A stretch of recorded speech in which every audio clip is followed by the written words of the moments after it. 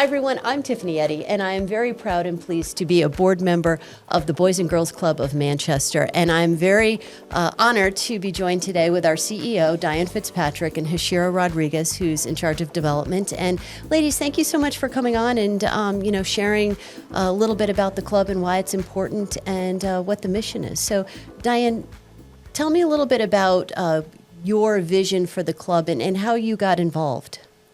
It's a unique story. My background is higher education, and early on in my career, I was a kindergarten teacher, so I've always been around children and education. And I, like you, served on the board of the Boys and Girls Club and fell in love with the organization. And through that experience, at that time, they were looking for a new leader, and I was intrigued by that. And I had applied, and it was a year-long process, but I personally was looking for a purpose. And I'm so blessed to be working there in the role that I am because it is my purpose. I don't get up and go to work. I go to the club because I absolutely love it. And, that's how I landed there. And it is an organization. Once you are hooked, you just get so committed. And we talk about bleeding blue and being part of something bigger than yourself. That's what the Boys and Girls Club is. You're impacting not only children's lives, our employees, the family, the community. It's larger than oneself. And tell me a little bit about what is it about the mission that you think is so special? We remove barriers. Like every child is welcomed at the level that they come in, whoever they are. They're treated equally. There's equitable experiences for them. We don't charge them to go play basketball or go on a swimming. Everything is included. They come in and they show up, and we create a sense of belonging for these children. And I think that removing the barriers and creating a safe, warm, loving environment where kids feel like this is a place I'm safe at, that has just been the core of our mission, to meet kids where they're at and help them discover their full potential. Now, Hashira, tell me a little bit about your role at the club and why you think that's important. Sure, absolutely. So I'm the director of development at the club. That wasn't my original vision or goal to be in development. I never even thought of being in development, but I think my path with the Boys and Girls Club and with clubs overall has truly led me there, and I think it's really the best fit for me, and I can't picture myself doing anything else now. But I am responsible for, our donor relations, fundraising, sponsorships, connecting people to the club, bringing people in to see club and the camp, our Blue Circle Young Professionals group. So there's just a lot of different ways that we can get people, companies, organization involved with the club, what we're doing, different ways to give back and just get to know what the Boys and Girls Club is. Because I think a lot of people have an idea of what they think we do, but until you really come into the building and see the magic of what's happening in this, beautiful organized chaos, you really have no idea until you come in. So I love that part of my job. It is a magical place, and I know every single time I come in as a board member, and you can even just maybe be having one of those challenging days, and you come into the club, and immediately you see all the kids, and you start to smile, and it just makes you feel so good about being part of such a wonderful organization. But every organization does have challenges, so what are some of the challenges, do you think, for the club, and how can people help? Well, I think the biggest challenge, and I'll focus on mission because that's where my passion is when you have a wait list and you're not able to help families and provide the care for their children.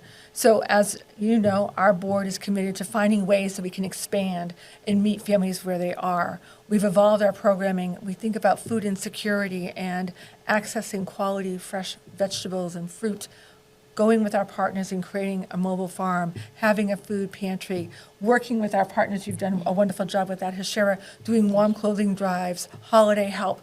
It takes a community. They talk about that old saying, it takes a village. That's what it's all about, is really coming together as an organization, identifying what the needs are, and then reaching out to our partners to help collectively solve those problems. Excellent. And then for those people who don't know, the club serves Greater Manchester, actually, but who are these kids who go to the club? So we have members from grades kindergarten all the way through 12, so really as young as 4 years and 9 months, all the way till they graduate high school. And I think people are surprised, especially with our teens, that there's actually teens that are there and want to be there.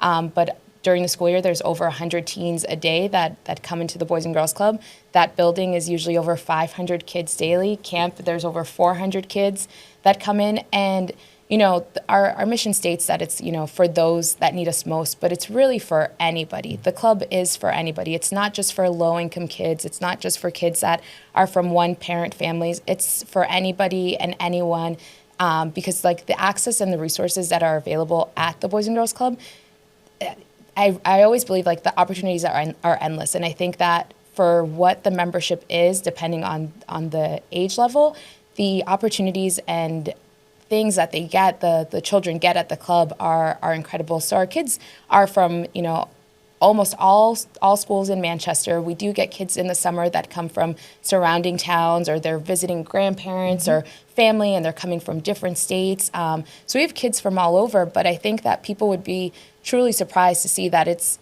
really for anybody and everybody.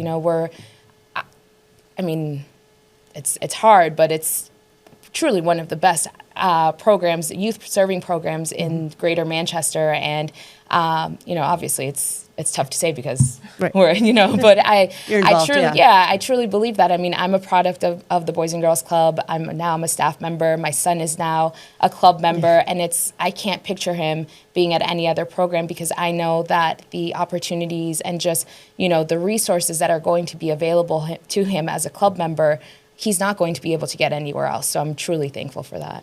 And just jumping on what you just said, when I was touring the club initially and you were looking at me as a board member, one of the things that I found so impressive was how many members of the staff had been club kids, and that they, grew up at the club, and, just like yourself. And it was so inspiring to know that this was such a wonderful place that people wanted to stay on and continue to give. So it really, I think it says a lot about the leadership, and it says a lot about the mission, and it says a lot about the club and the community. So it really is. It's just incredibly tremendous. I want to talk about Camp Foster, because we just had this ribbon cutting for the new pavilions that are spectacular. So could you talk to us a little bit about how that has grown and what's going on out at Camp Foster?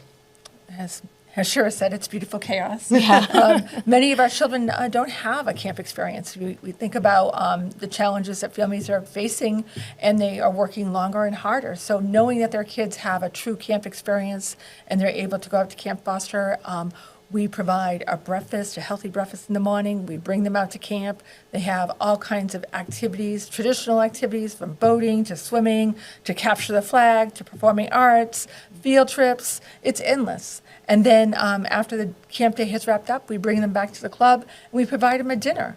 So, we're really trying to be there for families and the kids.